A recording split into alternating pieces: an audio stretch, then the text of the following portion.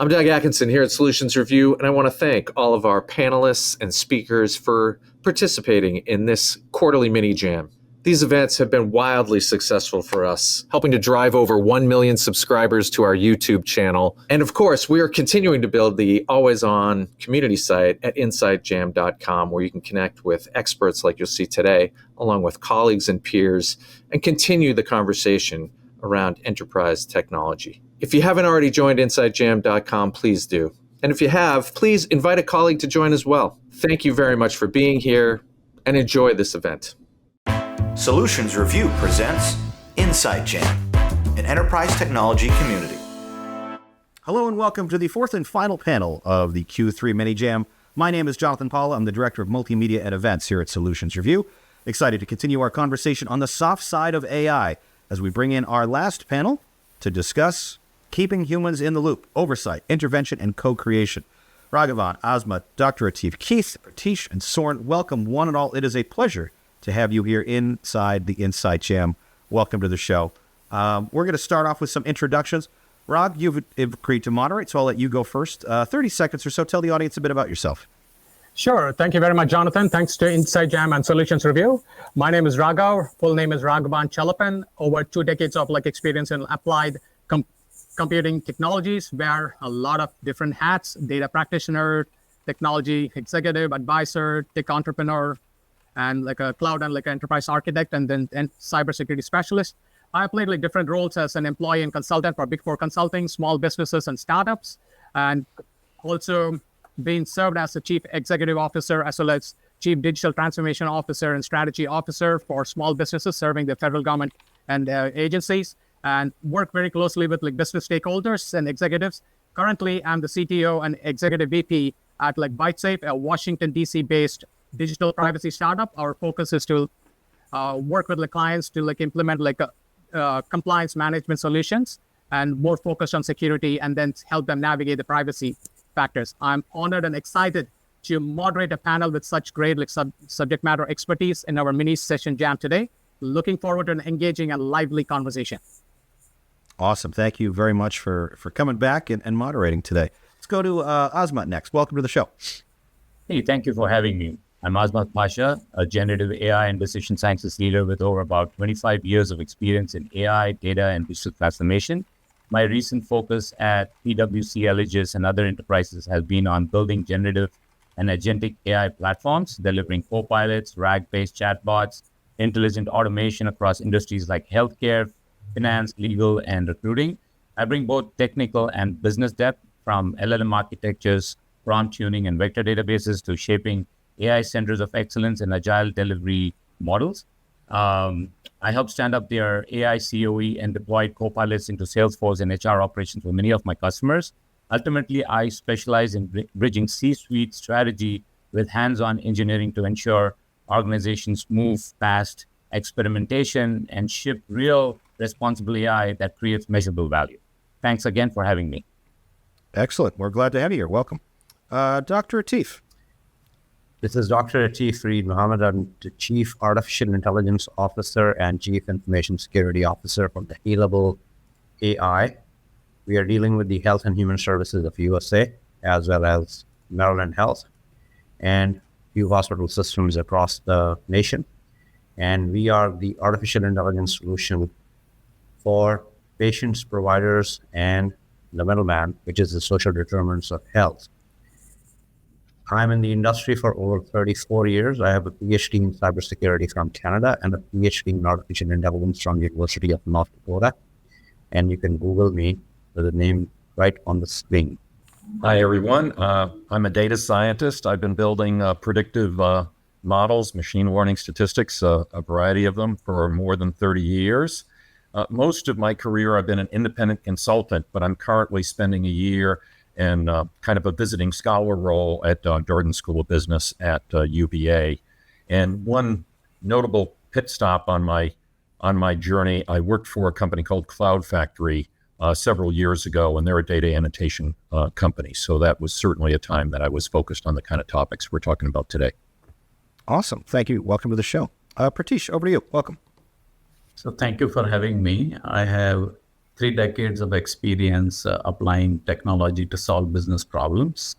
I was here helping companies when client server came. I was here when I helped companies when internet boom came. I have done a lot of cloud migrations and big data migrations and adoptions. And now I'm into AI. I'm currently working as an adjunct professor in Georgetown University. And I've started my own startup called AI Novaris, where we are providing AI advisory, AI strategy, and AI solutions to our potential customers at this point.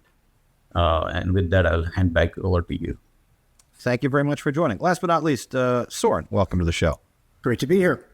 So my background, strategy, innovation, and entrepreneurial activities through Innovation Point. I'm the co-founder of Innovation Point, 25 years of consulting work with over 30 of the Fortune 1000, PhD in organizational psychology, the soft side of business, which sometimes is the hardest side to manage.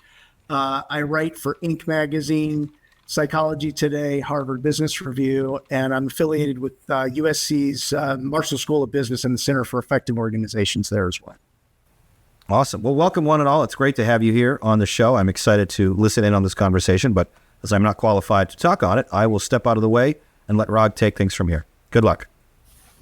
Thank you, Jonathan. And I personally want to thank everyone for joining this panel. And as you know, our topic is today going to be on human in the loop, oversight, intervention, and co-creation. As part of that, we know that in the AI era, with the world navigating away from books and traditional methods into apps, gadgets, social media feeds, chatbot, and algorithms, collaboration between human intelligence and machine capabilities is key to unlocking the full potential of AI safety, as well as safely and effectively deploying tools. The secret ingredient, as we all know, that's a topic for us today, is human in the loop, an emerging critical component or control mechanism in the AI system stacks, providing a structure opportunities for intervention, guidance, and oversight.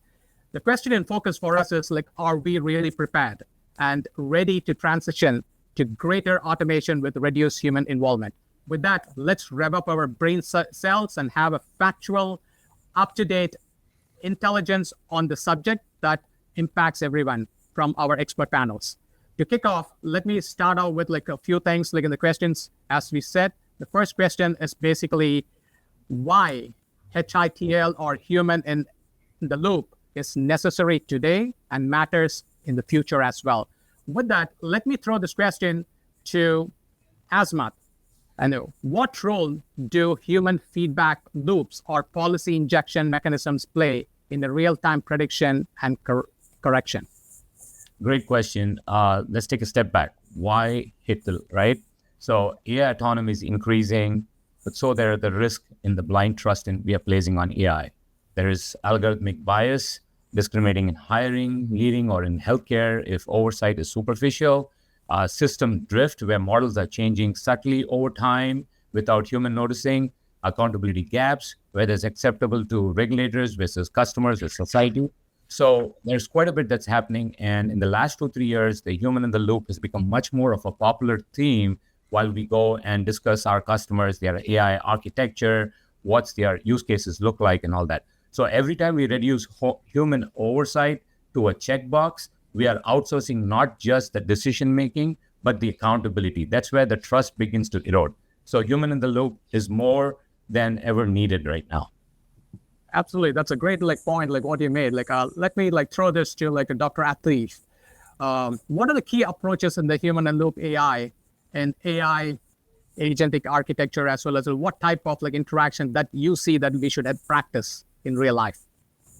So I would bring in here Dr. Edmund Husserl, who was a mathematician in very late 1800, early 1900. He was called the father of phenomenology. A phenomena that happens has tons of context associated and with it. And AI, agentic AI, means several agents working in parallel. They are looking at zeros and ones. They are not born with an understanding what is a pain, pleasure, or anything associated emotion. So human in the loop, when kicks in this area, the agents, whatever they are throwing out in terms of a prediction, 70% good, 92% good, it's not good at all. When we are driving a car is driven by itself. We are thinking simultaneously while driving. And we all have witnessed that when we are driving, there are times when we phase out and then suddenly we realize instantaneously that we are driving a car, but we are thinking something else. Even though our eyes are focused, but it all blinds if there is nothing in front of us. That's human. AI cannot do that. And we'll never be able to do that. Come and challenge me if you can. I'm teaching AI for over a decade. I know the maths behind. So the idea that what Azmat has started, I'll go with that as an add-on, that we need a narrative understanding of the agents as an outsider. And we should not introduce our bias in that. So I hope that this is good base to work on. Back to you, Rob. Yeah, that's wonderful. Thank you very much for the analogy. Like, we'll definitely touch point on that, like, as we discuss further. So Soren, I'm going to throw this to you. When do you think like it is appropriate to use like HITL, or when you think it's not the right like place? Yeah, I go back to, I work with a lot of executive teams and CEOs, and what Azmat said around trust, like there's interest in AI. And I just did an offsite with a team there in the solar industry, and we used AI to generate their SWOT analysis and to analyze a lot of their data.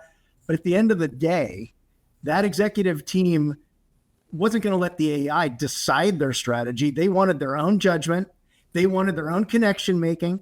They wanted their own insight and experience to drive what their business strategy is. They're a market leader. They're not going to just trust AI, at least right now, in driving their market differentiating business strategy. So there's different levels in which AI is going to be useful, and where humans really need to be in the loop, or maybe just on the loop, or maybe outsource it to AI.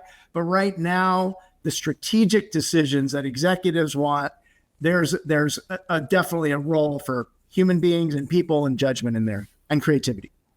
Absolutely, that you're absolutely right on that. So let me ask Professor Keith.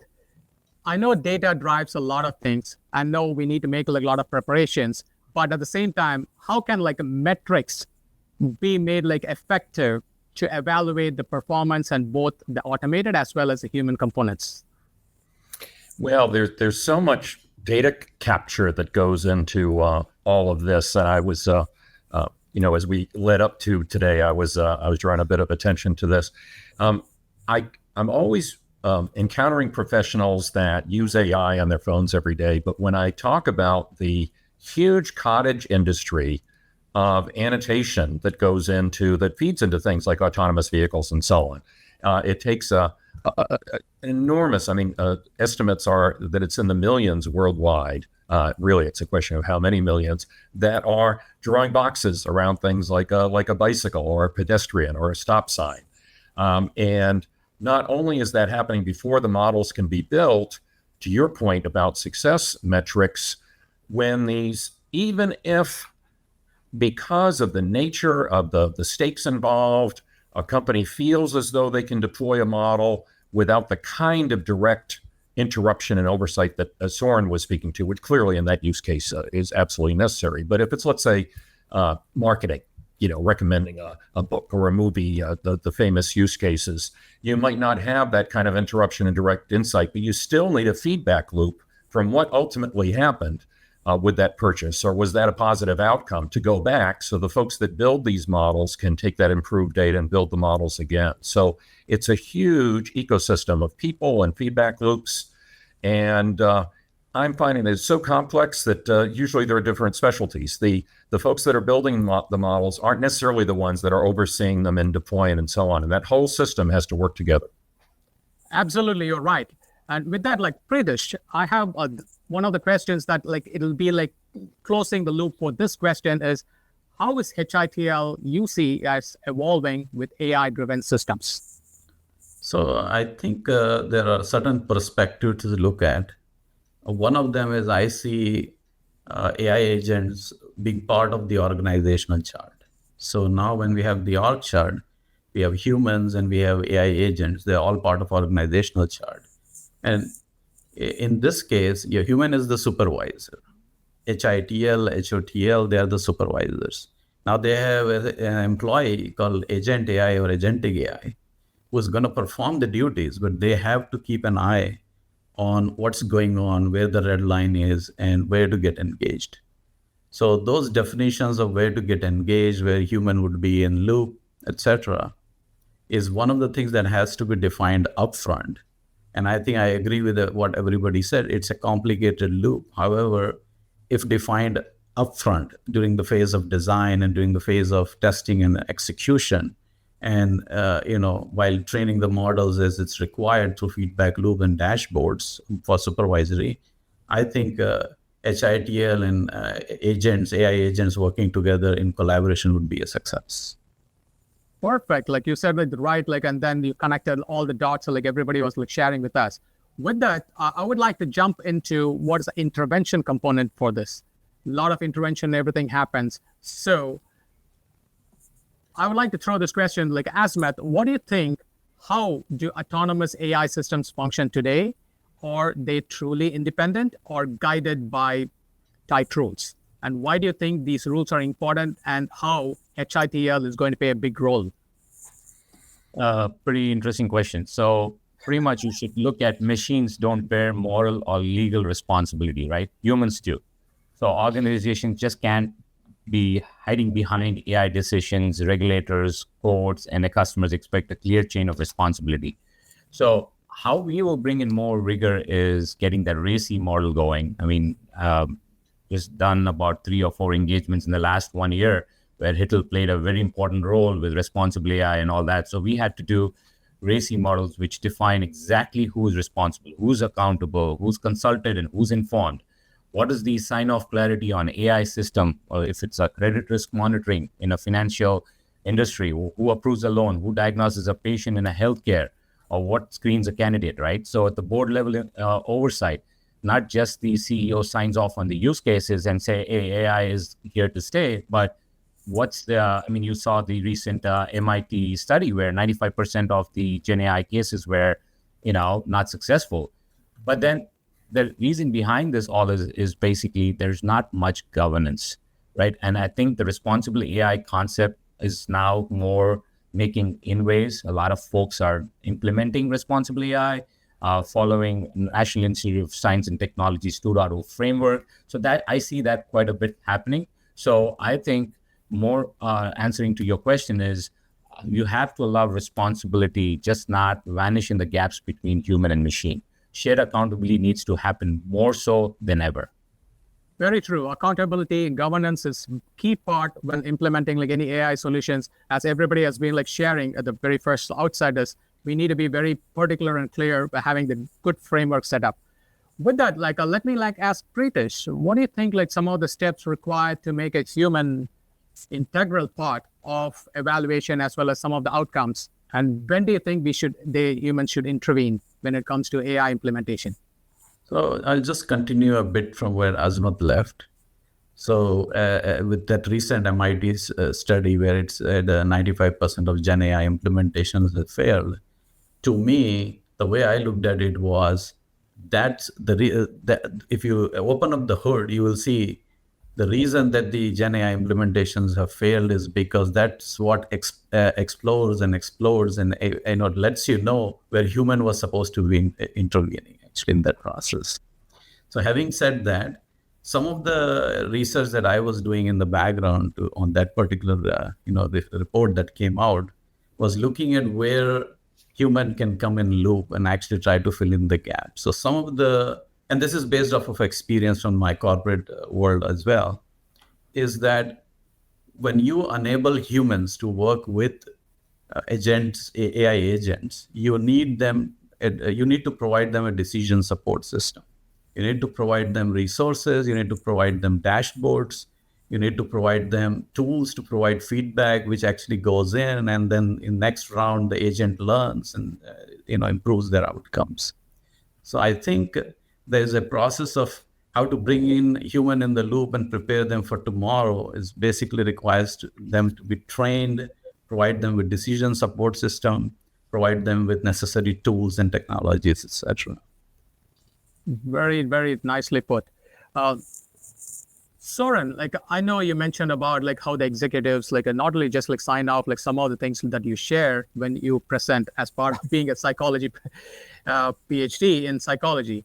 I would like to ask like what are some emerging HITL and HOTL practices at a very high level, and then how do you think like the humans and the machine collaborations should happen, and what are some of the distinct things that you would like to share? Yeah. I'm going to take a little contrarian, perhaps, view of this. So that MIT study, and there's a lot of really smart people on this panel and watching this video who are coming at it from a technology angle. The reason why projects fail, and it's not just the MIT AI projects, there's a 70% failure rate with enterprise technology implementations and other projects. And the issue there is that it's a human organizational change management friction problem. And so what I mean by that is that we need to see the organization as the enabler of all of these, and a lot of the change management initiatives then and frameworks, from looking at the head, the heart, and the hands. How do you get people understanding? How do you get people framing up and embracing why they should change and embrace this? And then the hands, how to do it. That's the technology side, but that's just one element of a bigger kind of change framework. And that's why, I think we need to take a people first perspective to this and a technology second viewpoint. I love that. Like when you said like people first, like I think like Dr. Atif also mentioned like humans come first. That's the key point here. And then our topic aligns very well with that. With that, I know data plays a big role. I'm again like going to throw this data preparation component and then involvement of humans with data preparation. Professor Keith, like how do you think like the communication with like cross-functional teams should happen so that we design a more effective and implement a human in loop or human on the loop processes? Well, I think it's, thank you for the question. I think we can tie this into what we were just talking about, what Soren was just talking about in an interesting way. I think part of the question is, what are you asking the human to do, particularly if they're an expert of some kind? So for folks that haven't built these kind of systems, they may think, well, that the human is basically just there to ignore the prediction and override it. But very often it's more subtle than that. So let's say you're doing something complex like a medical diagnosis or even something like loan approval or sales reps in particular, I think, are somewhat notorious for ignoring a prediction in a model because they sometimes think their instincts are best. Something that a lot of folks don't think about is what you can do is you can take this expert and you can ask them to review the inputs to the model, because the model might be built on 60 or 80 or 100 or more than 100 variables.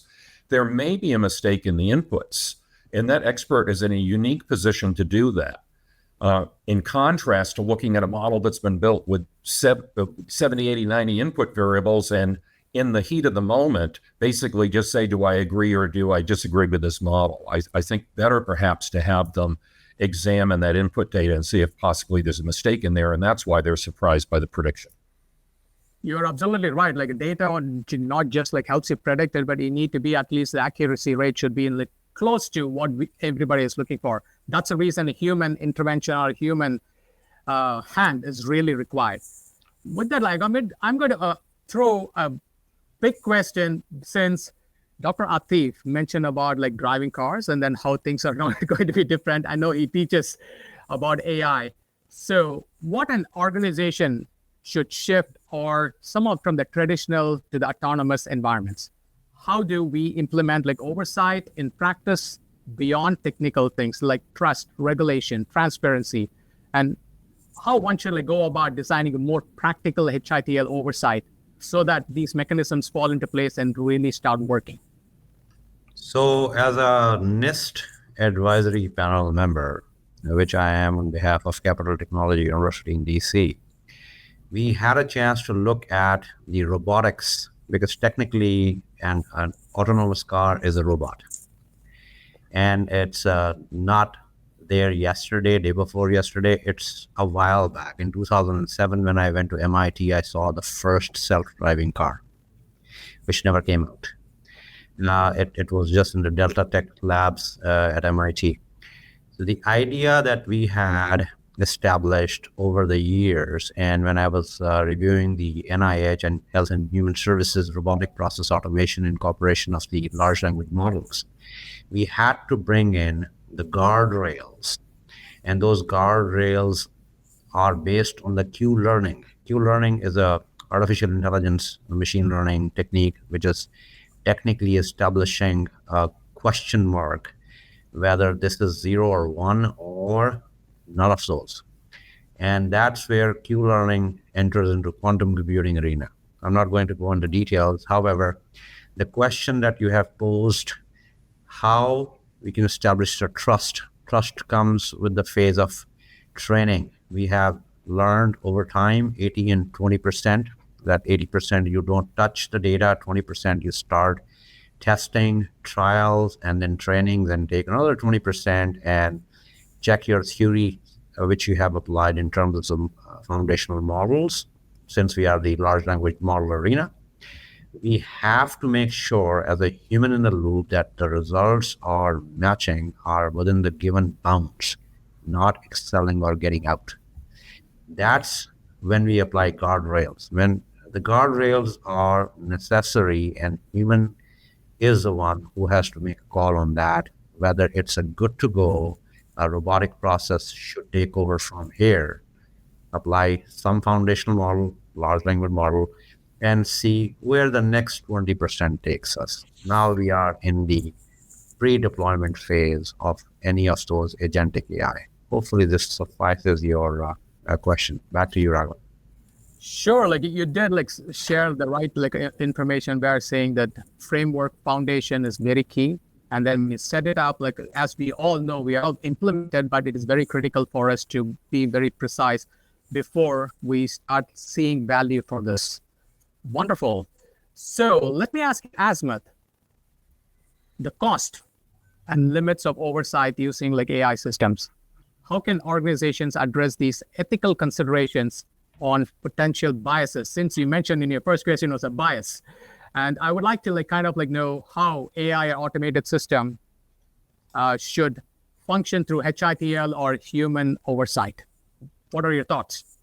This is coming from being a practitioner of the trade, right?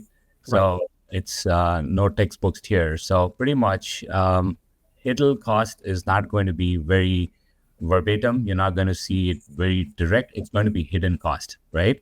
For example, right, it's just not the value. You're going to see the value, but intrinsic value is not immediate. It's going to be over the course of time. Once the workflow goes into production, once that workflow basically hits the ROI and the metrics that we talked about earlier, right? HITL has a lot of metrics. You could go 40% reduction in time to treatment for, in case of healthcare, emergent cases. AI recall rate improves by 17% through feedback loop, right? From radiologist decision making. So there is those costs that you cannot see it right away because you decided to go away where you are putting in an agentic AI platform in place. You're doing orchestration through MCP. You brought in some hyperscalers. Great, that's the infrastructure component. When do you get to see the cost is going to be something? It's 6 to 8 months when these things your labor bears fruit, right? And that's the time. The gap between that is when the metrics come in handy. You will have to see what that human engagement participation is. Number of percentage of employees actively engaged with AI, right? Just not using a co-pilot or something that was implemented by the organization, but blindly accepting it, but making sure they're tracking it, making sure we understand what that response time is coming from the implementation of AI, from accuracy and error reduction. Once you put the AI in place, What was my percentage of decrease in false positives, false negatives after a human review? Those are the things that I will be going after from a metric standpoint. And then the quantifiable cost is going to be seen in 6 to 8 months. And that's how we are seeing it when we're doing many of these advisory work for mid-segment customers or even large-scale customers as well.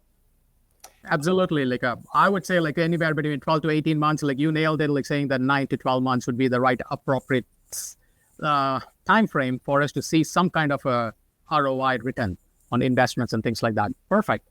So on that front, like co-creation is very critical. And some of the approaches and some of the collaboration that we need to build a good ecosystem is critical. So deciding between human in loops versus like human on the loop depends on several factors, correct? So adoption is very key. On that front, like I would like to ask like Pritish, what do you think is the future of the human-machine collaboration is going to be, and how are the trade-offs between automation efficiency and the need for human judgment or oversight? So I think it depends on two factors. One of them is the risk appetite of the organization, and the other one is where in the maturity the organization is. So if the maturity levels are low and they're just adopting technology or AI from people and technology standpoint both, and they would probably want to start with HITL. But if the maturity levels are higher and there are good redlining or guardrails that have been established, then they can go to HOTL. So as we all probably know, HITL is more having human in the decision loop itself, and which slows down the process.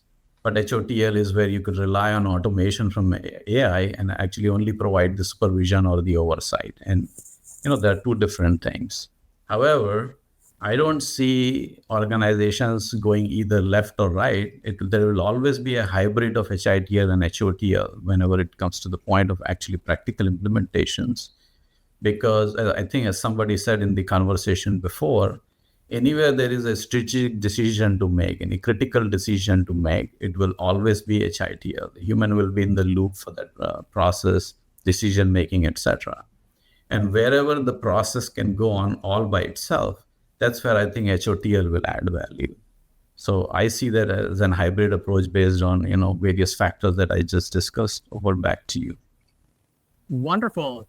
As we are talking about like HITL or HOTL, I would like to punt this question to Professor Atif to see why do human AI systems still need humans?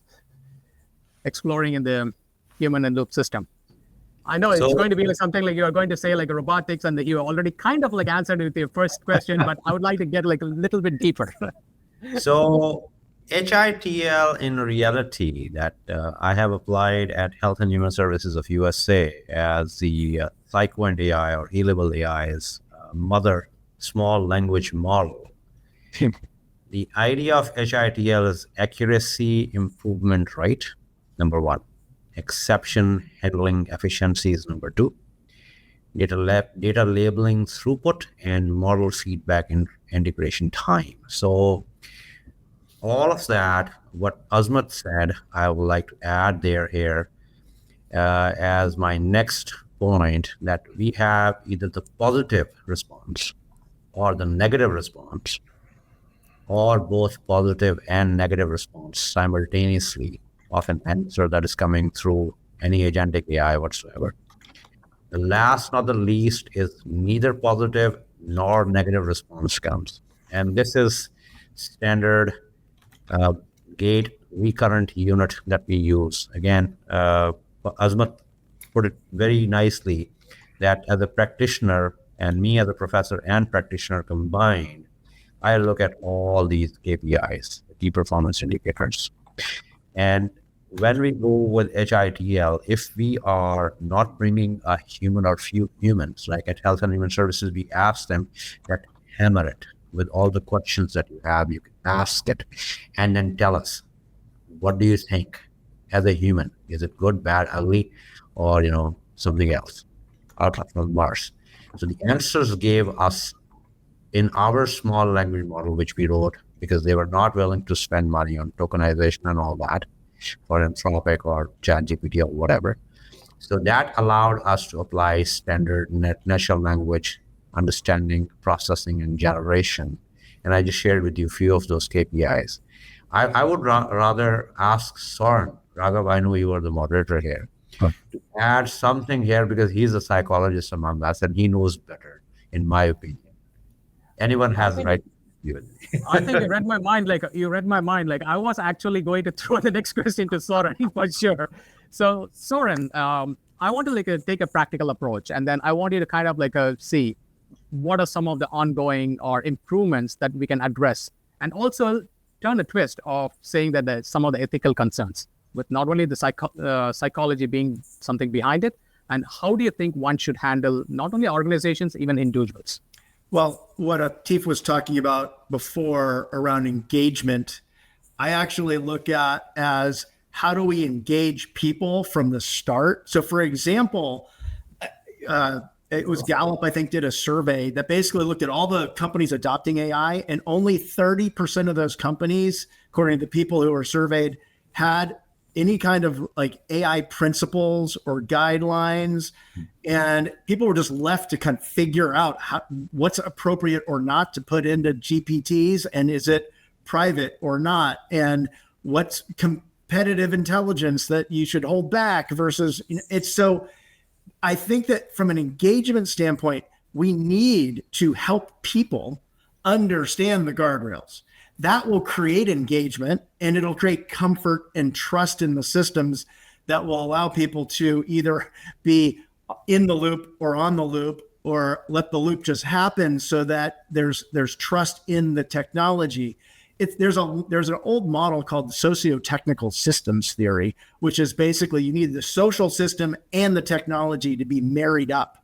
Right now, we have pretty much gotten enamored with technology and we're leaving the social behind, which is why we're having this conversation. So I think that really is, the guardrails and the principles and the training around that, very important. When you look at specific applications, I do a lot in design thinking and innovation. So AI is great for doing market research very quickly. But to understand, are those real customer insights or hallucinations? And what do we do with that, for example, as a team in our product development? That requires another level of judgment. It's not like a make or break decision, but there is some filtering that needs to happen to make it useful. Absolutely. Actually, you're true. Spoke like a true psychologist. I can really see it, the difference you broke down, and then very kind of like a Dr. Atif to point to you.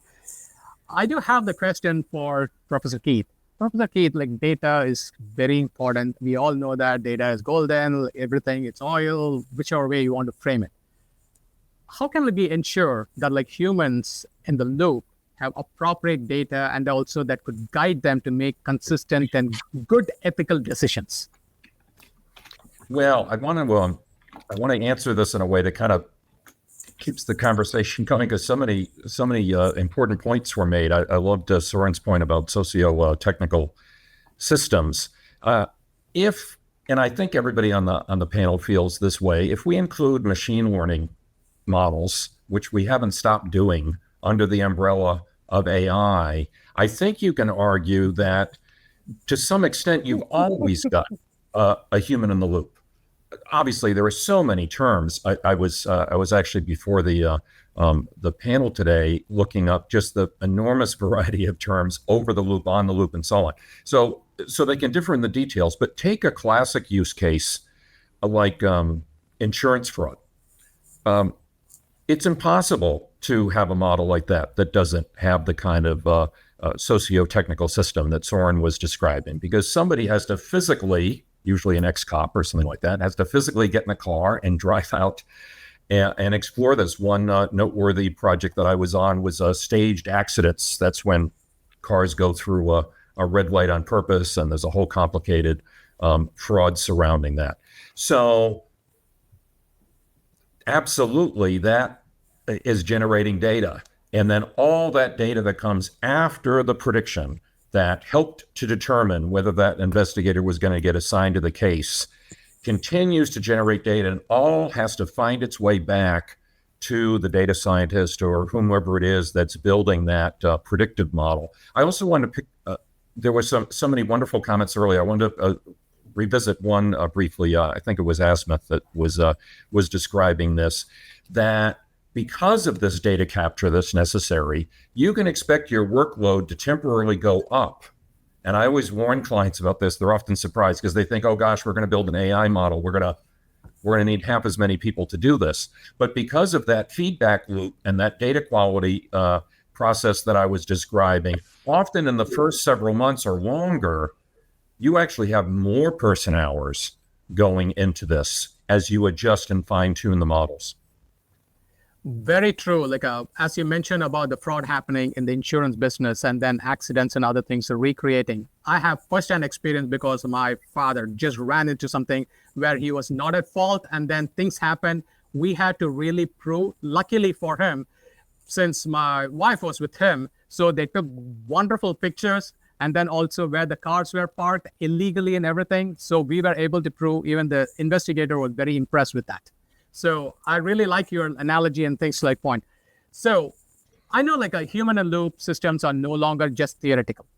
And then they are actively shaping how some of the most popular AI tools work in production today. Now, the key point is like how we are going to see some of the challenges.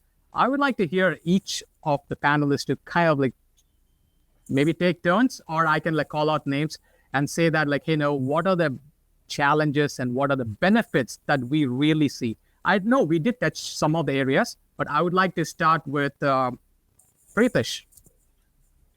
So thank you for giving me that opportunity to speak on that topic. I think as Soren has described earlier, getting humans in loop or getting humans on the loop essentially requires humans to be engaged upfront, right? From the time your corporation is thinking of adopting AI or any technology, bringing them in loop, educating them, giving them the comfort, having them the opportunity to share what they think would make their lives better. And then the other aspect that Dr. Keith was sharing was about data. I have a first-hand experience of how data quality impacts the decisioning on models. And it used to be traditional models, and AI models, and now LLM-based AI models. So data quality is very important aspect of ensuring that the models are providing the right outputs, even though their algorithms or their configurations might be okay. But if the data quality changes, the performance changes. And making sure that the humans in the loop, many times they're product managers, product owners, they are the owners of that particular business process, etc. Right? And the business side have the opportunity to opine on and have the necessary tools. Some of the tools that in my experience we had created were data quality reports for the model outputs. So it is true that if your data quality varies, your model performance varies. And so therefore, that's the time you decide if your data quality has gone below a certain point and your model, you believe, has not performed to the ongoing model performance level, for example. That's when you decide to bring humans in loop to make decisions quickly, etc., and override decisions. So many times when automated decisions are working, and everything goes hunky-dory and it's all good, but when it doesn't, you have to bring in loop. I think that is one aspect I have not seen organizations have reached there to think about. They're still thinking, oh, we will adopt, or we will train, or we'll go from HITL to HOTL. But you will have to flip back. There have to be tools to monitor that. So I've seen some of those challenges in the industry. And then going back to what Azmat has said a couple of times, and Dr. Atif has also said, right, guardrails are very important. It is one of the very, very challenging things in the industries to redefine policies and actually bring them into the data pipes and model decisioning to figure out if guardrails are working fine or not, which boils down to being a black box or having explainability, etc. So many times I have seen models implemented, models are available, they're configured, they're ready, but they don't make it to production because of the lack of trust and confidence, because people think that there is not enough transparency, not enough explainability. So I think these are some of the challenges that I can think of. Perfect. Like with that, like I would like to ask, like Dr. Atif, like what do you think? Like, I know you already said like some of the future things, but like what future entails with like human involvement in AI systems, and how can like people use it, agentic AI and everything like being the talk of the town? How can we make some improvements and changes? Would be your highlights in the terms of benefits as well as the challenges? Computer science, 0 or 1. I am Bits the and one. bytes. Okay. I am the one who's using that system. That is 1. Yeah. I'm not interested. Interested in. I walk away with 0. Those agents would do that. It's a very simple thing. Let me bring in another name here, not just for the sake of generic understanding. Dr. Edmund Husserl's PhD student, who became the actual father of phenomenology, was Martin Heidegger.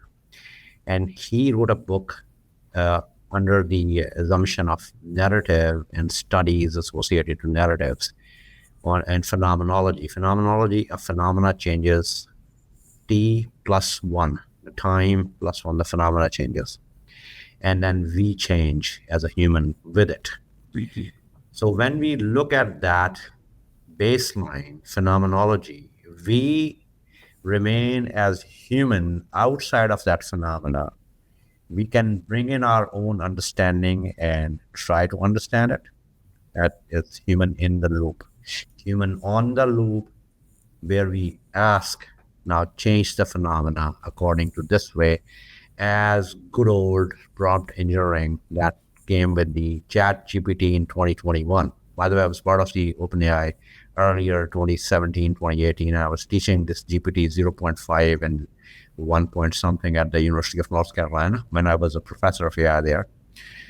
The idea of all these areas, whether it's artificial intelligence, data science, machine learning, what Professor McCormick said, that we are still using machine learning on the back end to make these decisions. These models are not from Mars or not from Venus, as said by some author in the other day. We deal with the data which Pratish mentioned that was very spot on, that if the data is crappy, results were not. It's pretty straightforward input, process, and output, the garbage in and garbage out. It's we who make a decision, not allow anybody to come and throw their garbage in my drawing room. Otherwise, I'll pick my gun up, pick it up, and dig it up.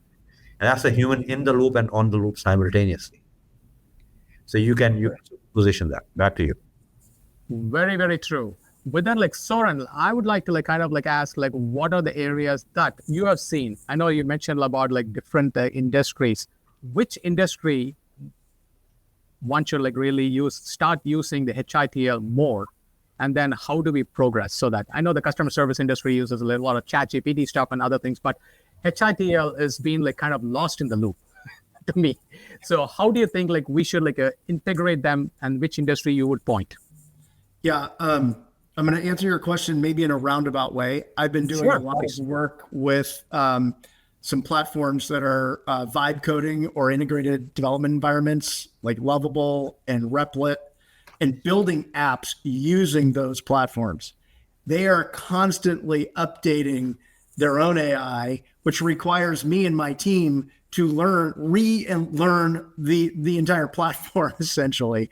And so there's this feedback loop, which I think exists where humans who start to use, I mean, it's all software, and software is iterative and it's never done. So like as soon as we're using it and then the AI is advanced and then they add features, the humans are left out of the loop essentially and have to kind of go back and learn it.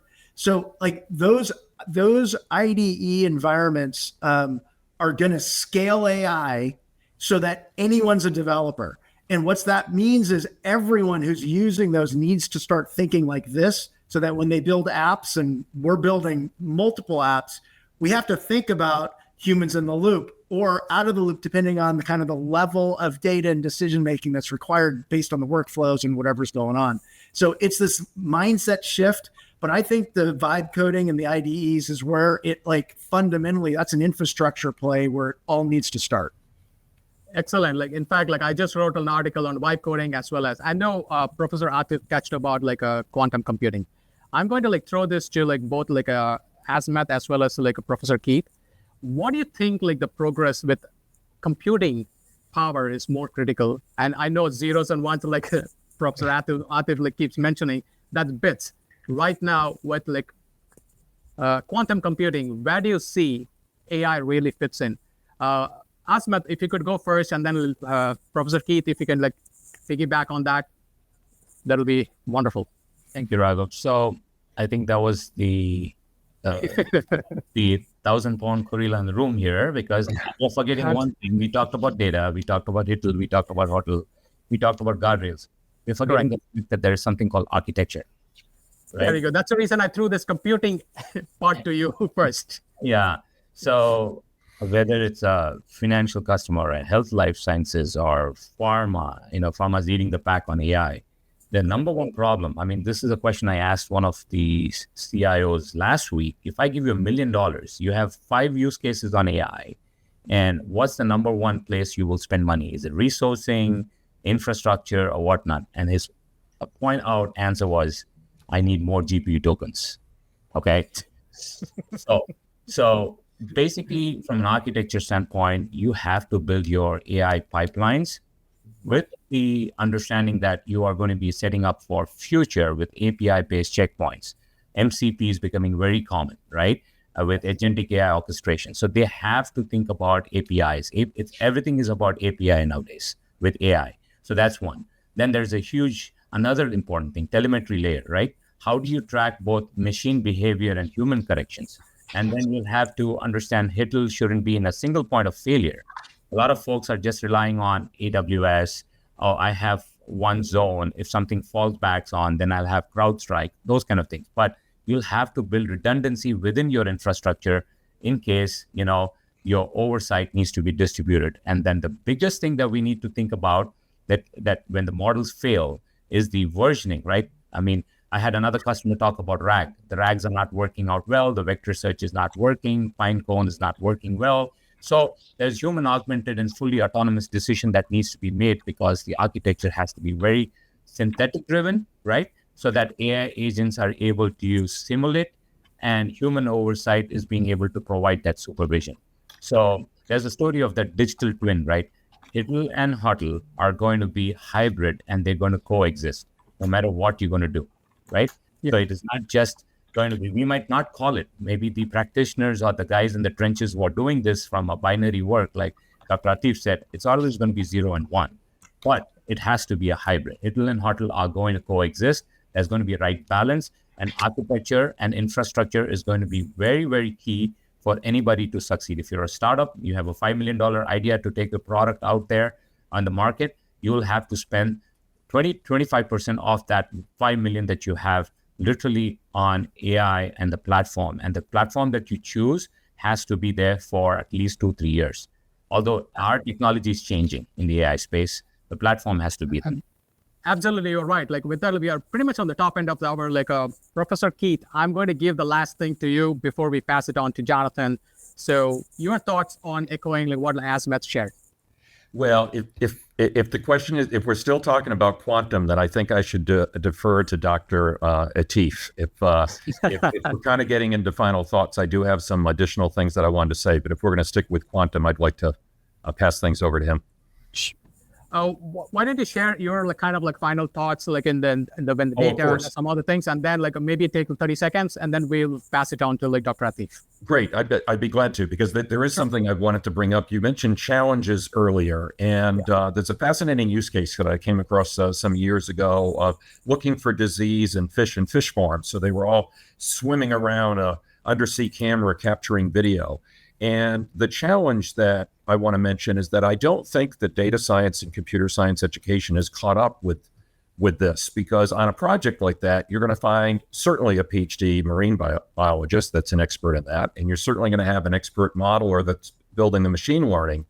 But the data annotation that's critical to the success of the project is probably passed off to a third party And in my experience, a lot of times there's not a lot of detailed collaboration. So you're completely relying upon a team, probably, quite possibly, very far away, that's watching all this video and that's critical to the project. So I don't think a lot of data scientists know enough about the human impact on the data up front.